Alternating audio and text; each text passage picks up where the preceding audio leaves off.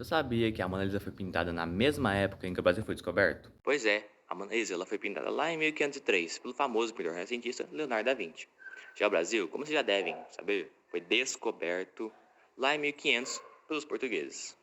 Além desses fatos históricos importantíssimos para a humanidade, essa época traz consigo uma imensa relevância para a literatura portuguesa, pois foi nessa época em que ocorreu o classicismo, que será o tema do vídeo de hoje. Já vai deixando seu like, vai comentando aí o que você acha do vídeo, que eu estou aberto a novas sugestões. Tranquilo? Bom, sem mais enrolação, bora pro vídeo. Bom, o classicismo ele surgiu ali durante um importante período da Europa, que foi o renascentismo, e aconteceu entre os séculos XV e XVII. Esse movimento expressava uma visão antropocêntrica, ou seja, o homem sendo o centro do universo, ao contrário da visão teocêntrica, que diz que Deus é o centro do universo. Baseado nessa ideia antropocêntrica, artistas do classicismo produziam suas obras baseadas na natureza humana, focando ali na razão e na perfeição dos corpos. E baseavam-se também em autores da antiguidade clássica, como Platão, Aristóteles, Pitágoras, para poder produzir suas obras. Essa cultura greco-latina, dos autores que eu mencionei anteriormente, também chamada de cultura clássica, se tornou uma grande tendência nesse período, por isso que denominou-se de classicismo. Bom, agora você sabe um pouquinho sobre o classicismo, o que ele é, o período que ele ocorreu, vamos passar um pouquinho então para os meios de circulação das obras literárias que são importantíssimas para esse período. Durante o século XV, o acesso à leitura ele era muito restrito a pessoas com alto nível aquisitivo e muito poder também, pois só elas eram ensinadas a ler. Elas eram as únicas que tinham possibilidade de frequentar ali uma escola, já que naquela época somente pessoas com muito dinheiro poderiam frequentar uma. Com isso, os leitores desses artistas clássicos acabavam sendo apenas as pessoas da corte ou filhos da burguesia mercantil, pois esses mesmos possuíam muito dinheiro, mas não tinham poder e acabavam por conseguir colocar seus filhos nas universidades, onde lá eles acabavam tendo contato com essas obras. Porém, essa pequena faixa de público não desanimou artistas como Sá de Miranda, que trouxe concepções clássicas lá da Itália para Portugal, e Luís Vaz de Camões, que foi um dos maiores escritores de todos os tempos. Abri então parênteses para falar um pouquinho sobre o Luís Vaz de Camões, que foi um dos maiores, se não o maior escritor da história de Portugal. Ele foi o escritor de Os Lusíadas, uma das maiores obras da literatura portuguesa, que foi também a sua obra-prima. Para vocês terem ideia de quão importante essa obra foi para o Camões, em um determinado momento da sua vida, ele sofreu um naufrágio, onde ele estava com sua esposa, Dinâmene, e seu texto, Os Lusíadas. Ele teve que escolher entre a vida de sua esposa e do seu texto.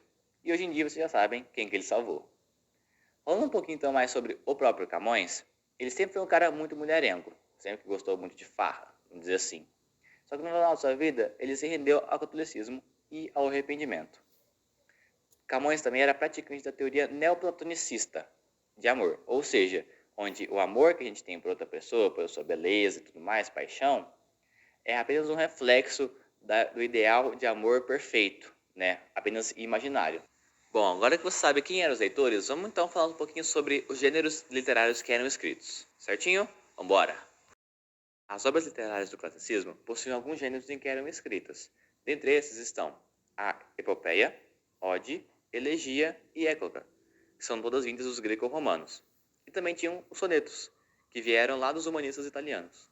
Começando com a epopeia, ela apresenta acontecimentos de forma narrativa e poética, versando sobre os feitos de um herói que busca enaltecer determinado povo, com seus feitos. Um ótimo exemplo é Os Lusíadas, de Luís Vaz de Camões. A ode são composições líricas próprias para canto, com caráter alegre e entusiástico, divididas em estrofes simétricas. Seu objetivo é homenagear ou enaltecer, normalmente deuses, heróis, atletas ou guerreiros.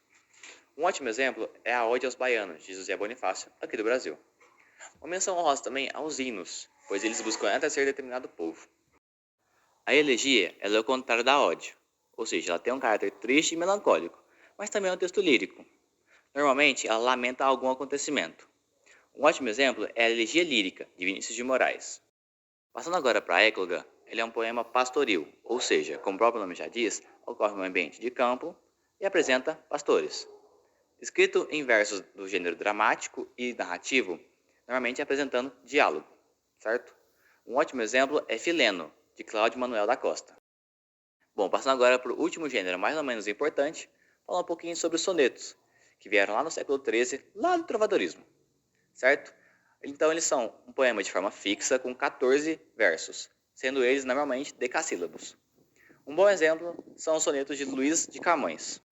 Bom, para finalizar, vou fazer então um resuminho para vocês. Vou então destacar aqui o que foi o classicismo, né, no começo, o contexto histórico que está envolvido, então ali o Renascimento e tudo mais. Também sobre um pouquinho sobre os meios de circulação, né, das pessoas ricas, as pessoas com muito poder, pessoas da corte. Ensinei também alguns gêneros literários que eram escritos. Então a gente tem ali a ode, epopeia, écloga, elegia e os sonetos. Falei também um pouquinho sobre Camões, né, esse grande e um dos maiores escritores de todos os tempos. Tranquilo? Esse então é o classicismo. Muito obrigado e até a próxima. Fui!